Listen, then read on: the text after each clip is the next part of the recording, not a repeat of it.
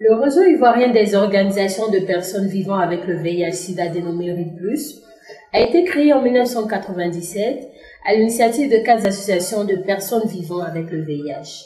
19 ans plus tard, cette organisation s'inscrivant fortement dans le panel des ONG engagées à lutter contre la pandémie du sida nous ouvre ses portes. C'est Madame Sidje Léontine, PCA de l'organisation, qui va en ce jour nous éclairer. Alors, bonjour Madame Sidje, nous sommes l'équipe communication du CCM. Bonjour Madame. Dans le cadre de nos activités, dont l'objectif est de contribuer à la visibilité des actions de lutte contre le sida, pouvez-vous vous présenter ainsi que votre structure? Merci à vous Madame, soyez les bienvenus. Merci. Je suis Mademoiselle Sidje Léontine Gatti, présidente du conseil d'administration du RIP+. Et le RIP+, qui est le réseau ivoirien d'organisation de personnes vivant avec le VIH en Côte d'Ivoire, créé depuis 1997 à l'initiative des 4 structures, c'est-à-dire Lumière Action, Club des Amis, Gaz Plus et Virus Village. Très bien. Et vous avez cité 4 structures. Est-ce que ces structures-là contribuent, comment dire, de manière conjointe dans la lutte contre le VIH? Oui, il faut dire que dès le départ, ce sont ces 4 structures qui ont créé le réseau ivoirien d'organisation de personnes vivant avec le VIH. Aujourd'hui, qui compte 68 organisations réparties sur le territoire national. Alors, quels sont vos domaines d'intervention? D'abord, avant de venir à notre domaine d'intervention, je voulais parler de la vision du RIP, qui est une Côte d'Ivoire où les personnes vivant avec le VIH et la tuberculose vivent aussi longtemps que le reste dans la communauté, dans le respect de leurs droits fondamentaux. Et quelle est la zone de couverture de vos activités? La zone de couverture, il faut dire, c'est tout le territoire ivoirien. Et avant de revenir là-dessus, je voulais vraiment m'attarder sur notre mission et objectif. Parce que ça, c'est la première des choses. Et il faut dire qu'au niveau du RIP, nous nous arrangeons pour voir, nous faisons de notre mieux pour pouvoir améliorer la qualité de vie des personnes à travers les ONG membres et dans l'harmonie, la dignité, l'équité, l'égalité.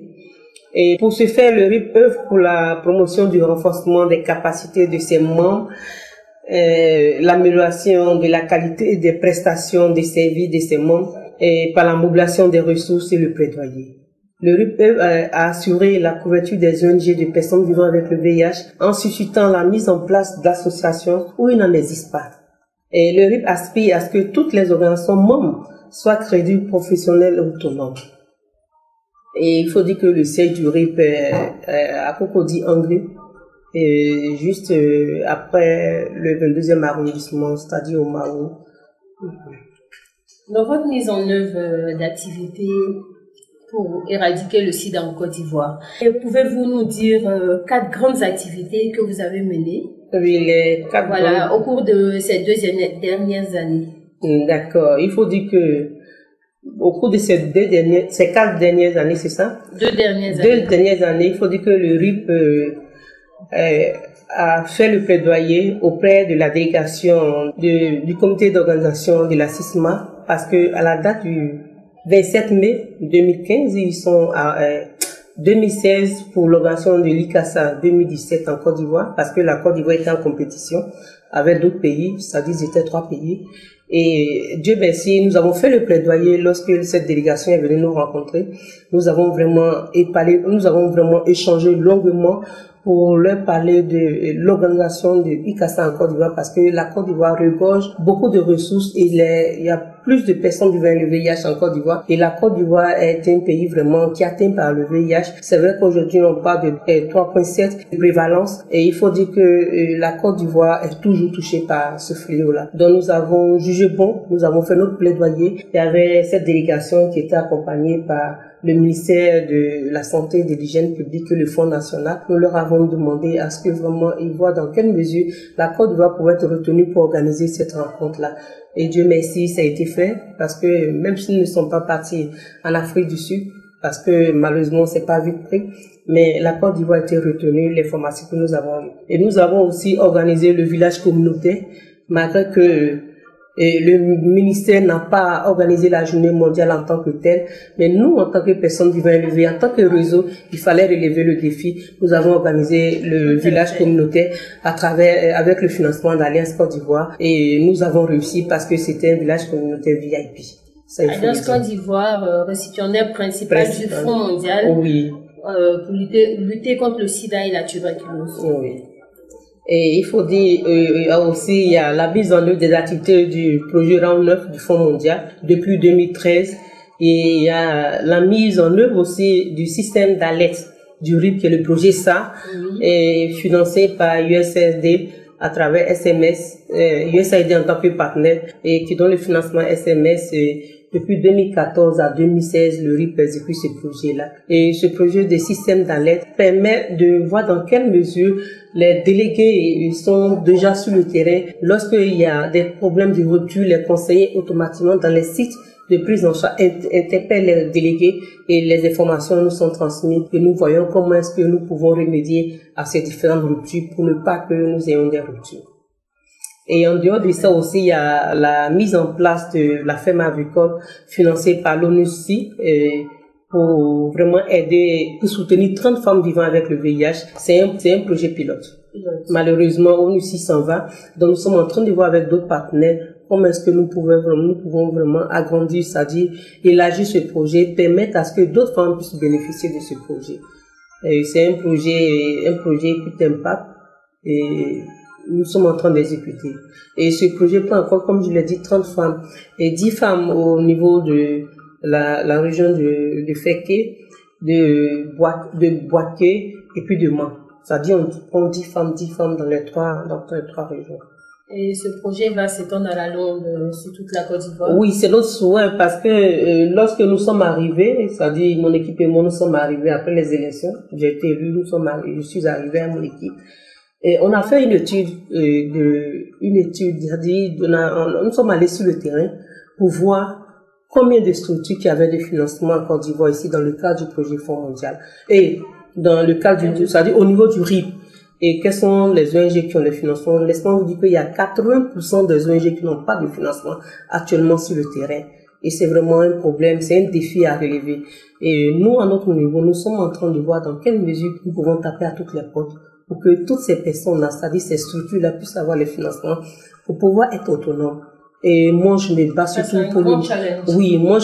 surtout pour l'autonomisation des personnes vivant avec, surtout les femmes, parce qu'elles ont en charge les OEV. Et je pense que oui, c'est un combat, c'est un défi à relever. Et je sais que l'équipe et moi, nous allons réussir. Alors, Madame Sidje, nous voyons que vous êtes plein de art en ce qui concerne l'insertion des personnes vivant avec le VIH dans le tissu social ivoirien. Quelles sont vos perspectives à court, moyen et long terme? D'accord.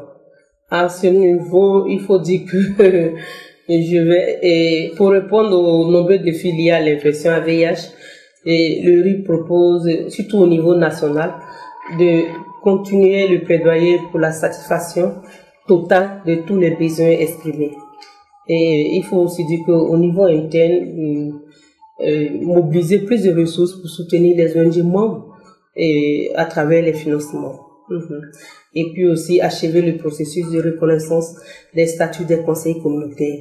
Parce qu'aujourd'hui, si nous avons tous ces résultats, c'est grâce aux conseillers communautaires sur les différents sites. C'est vrai que l'État ne veut pas les reconnaître, mais nous disons non. Il faut reconnaître ces conseillers communautaires parce que aujourd'hui, tous les partenaires qui arrivent, qui travaillent sur le terrain, les résultats, ce sont les conseillers communautaires qui donnent ces résultats. Et pour que ces résultats soient brandis un peu partout dans les conférences, dans les grandes décisions. Quels sont les rapports que vous avez avec le CCM, structure que nous représentons, et les autres structures qui accompagnent la lutte contre le VIH-Sida en Côte d'Ivoire? Bon, pour moi, le CCM, comme je comprends, je me dis, le CCM est un interlocuteur entre la Côte d'Ivoire et le Fonds mondial. Et c'est-à-dire, le CCM assure la coordination des subventions du Fonds mondial au niveau national. Tout à fait. Et fait des propositions pour améliorer les qualités des interventions. Moi, c'est ma compréhension, je ne sais pas si c'est ça. D'accord. Et il faut aussi dire que Bon, le PEPFAR, nous avons de bons contacts. Il faut dire qu'auparavant, nous n'avons pas compris le problème de personnes. Le RIP a perdu le projet NPA et le projet Servi qui nous coûte cher aujourd'hui parce qu'aujourd'hui, même lorsque nous partons pour échanger, on nous brandit c'est-à-dire la pétition que nous avons signée qui nous condamne. Et moi, j'en profite, je saisis cette occasion, au nom du réseau, et demander pardon au PEPFAR de voir dans quelle mesure, c'est vrai, la lutte c'est une continuité. Aujourd'hui, il y a toujours des personnes vivant le VIH, il y a toujours de nouveaux cas d'infection que le PEPFAR lève, et comment on appelle là, oui, lève ce veto là pour que vraiment le RIP puisse vraiment avoir des financements directs pour pouvoir travailler avec ces ONG. Parce qu'aujourd'hui, c'est une souffrance pour ces ONG. C'est une souffrance même pour le RIP. Pouvez-vous nous dire quels sont les points que le CCM devrait améliorer pour être plus efficace? Ouais, vraiment merci à vous. Je voudrais simplement faire ressortir ici que oui, au niveau du CCM, il faudrait vraiment qu'il y ait, il faudrait le renforcement, l'implication des conseils, des communautés dans son système. C'est-à-dire renforcer l'implication des communautés dans, comment on appelle là, dans son système. Et puis aussi améliorer la communication entre le CCM et les réseaux de lutte contre le sida, la tuberculose, le paludisme et les autres pandémies. Alors, le CCM ne faisant pas de mise en œuvre, comment voudriez-vous qu'il renforce l'implication des communautaires dans son système? Ben, je sais qu'au niveau du CCM, il y a les différentes parties prenantes de la société civile est représentée. C'est vrai que oui, nous au niveau du RIP, nous avons 2 représentants là-bas. Et chose que nous n'avons pas compris parce que je me dis que en tant que président du réseau, la moindre des choses, le président du réseau, ça dit sa place est importante dans la représentation c'est-à-dire au niveau du CCM, parmi les membres du CCM. Ça, c'est la moindre des choses. Vous avez déjà 2 représentants? Nous avons 2 représentants. Malheureusement, nous n'avons pas de retour. Nous n'avons pas de retour à ce niveau-là. Mais nous pensons bien que c'est vos représentants, étant au CCM, qui doivent vous faire le retour, oui, si. Donc, malheureusement, il n'y a pas de retour à ce niveau-là. Donc, moi, personnellement, je me dis c'est pas normal.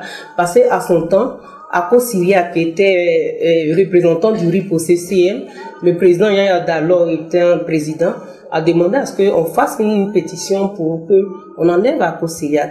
Et effectivement, parce qu'il était le président, il avait, c'est-à-dire un président à la primeur des informations pour rendre compte à son réseau. Et qui est le président est le mieux placé pour faire le plaidoyer pour son réseau, pour ses ONG. Et malheureusement, nous, à notre niveau aujourd'hui, c'est vrai, nous n'avons pas compris.